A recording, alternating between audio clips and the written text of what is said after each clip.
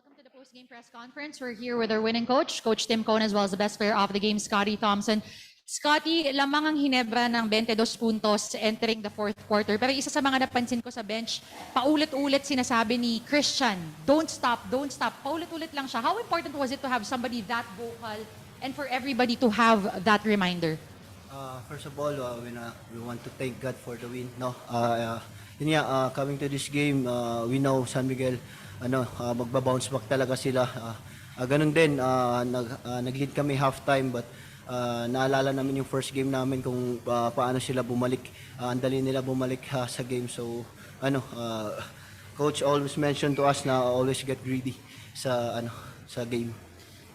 Scotty, per quarter scoring natin was 31, 32, 31, 27. Very consistent para sa Ginebra. What has been key for you guys all throughout the game? I think we play unselfish basketball, no. Talagang we really share the ball, no. Yun yung key namin, and lahat masaya, no. Nakakapuntos kung sino mang nakakapuntos sa amin, everyone happy. Coach Tim, I was talking to Coach Richard Dalosar earlier, and he told me about this trend or this spell that Ginebra has with losing the second game. You guys. I was just going to say, I don't remember winning, especially against San Miguel, a second game, game two, after we won game one. I'm talking about in 30 years. How important is it to break that, though? Well, it's a short series. It's a best of five, and so if you can get the first two, it's really, really key. And it's really, really hard to do. And for us to come out and, meet their energy early, we met their energy early. Got a lead right off the bat, we withheld their runs a couple of times. They came back on us a couple of times, got it closer than where it got uncomfortable, but we were able to toughen up, and these guys just toughened up and got refocused on the defensive side, made some stops, and we were able to extend our lead again. I'm totally shocked by this game. In terms of how well our guys played in a game two like that. Really shocked and obviously really pleased. Coach, you mentioned the defense. Can you talk more about the effort that your guys showed? Because I remember starting the third quarter, Jamie had this huge block, Scotty did as well in the fourth, and all of the stops made, especially in the latter part of the game when you had total control of it. Well, I think that what the guys really pride themselves is that they're all two-way players. We don't have any real offensive, just guys who think offense. I mean, these guys are really two-way players. Scotty's always been a two-way player his whole career. Christian's a two-way player. Justin's a two-way player. I mean, it just goes on down the line. Jamie's is developing that mindset as well. Maya, we're hoping to continue to build on that. But, basically we're a team that prides ourselves on both sides of the floor.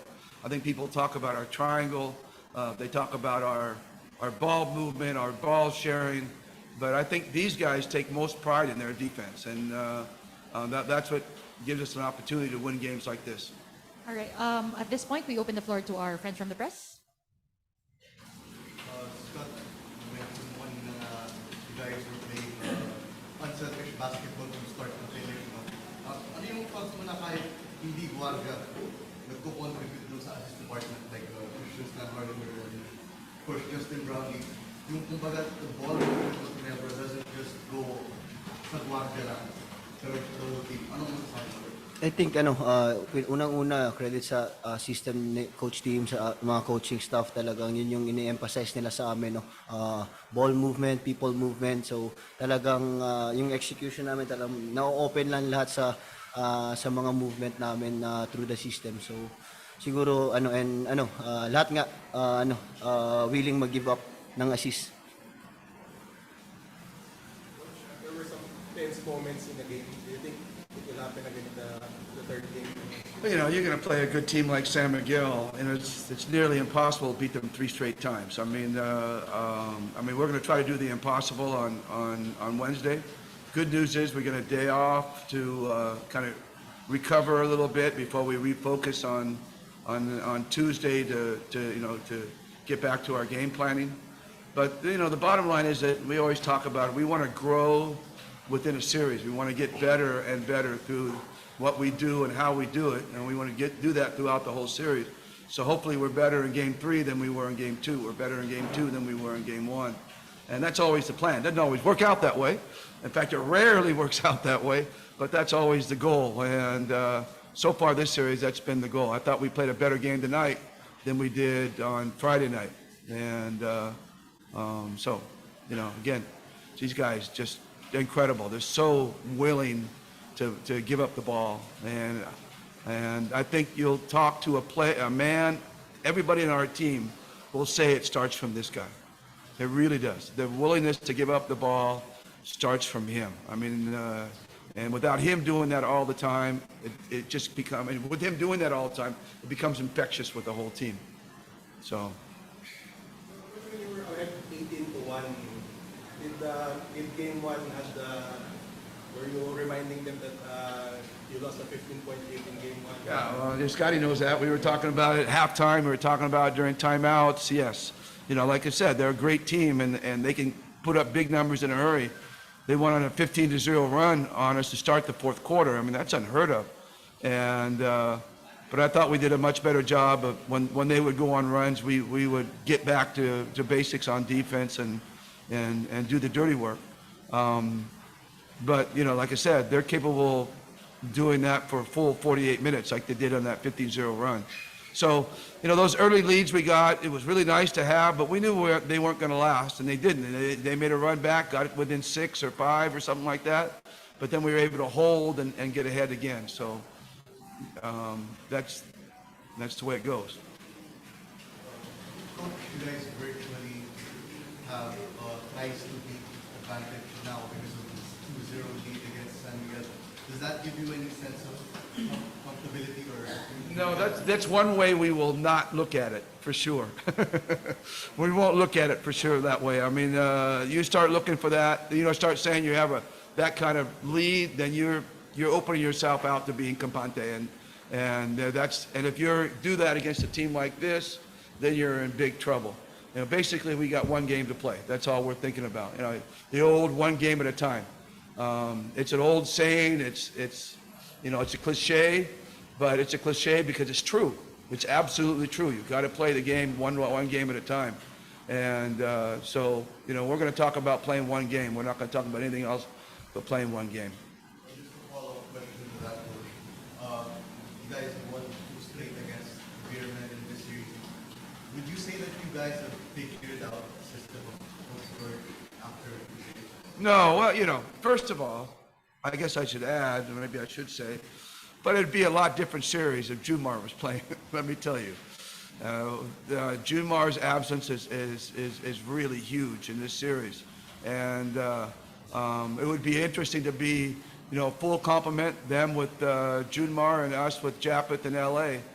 We're playing a short rotation basically because Japeth and LA are not there, so it changes our game a bit. But I think Jumar is, you know, such a huge part of what they do and what they've done historically. So, you know, Jumar's absence is obviously a huge, huge factor in this whole thing. And it just allows us to put our focus on other players rather than having to focus totally on Jumar all the time. Coach, do you just expand on your attempt to shoot? You are 35 assists tonight. Do you think it will be one of the assists? Well, that means we only had, what, 13 in the second half because we had 22 at halftime. But I don't know. I think Scotty can talk on it better than I can. Again, I think the idea is that it starts from somewhere, and basically, I really feel it starts. And I maybe if Scotty wasn't standing next to me, I wouldn't say this.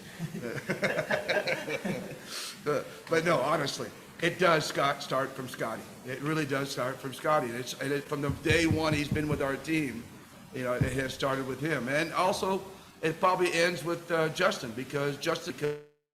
When you think he's just going to go and score, that's not his mentality is to win. And he understands sharing the ball that we can win. Sharing the ball takes less it makes the game easier for him to get the ball on the team. So, you know, we right? Coach Kirk was honest about assists. You know, they go how many assists they got every game. And you know, how many assists every game. Got it done.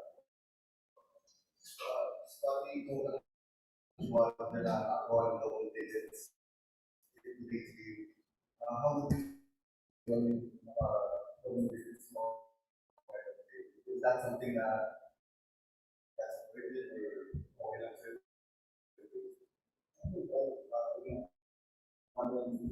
Hindi alam kung So because of all ball movement talagang hindi predictable sa amin kung sino yung top scorer every game. So yun yung lagi din sinasabi sa amin ni coach, sa mga coaches, especially Coach Kirk, no, moving without the ball, and then yung assist talaga ina-emphasize niya. So I think yun nga dahil sa system, hindi talaga alam kung sino yung highest pointer sa amin every game.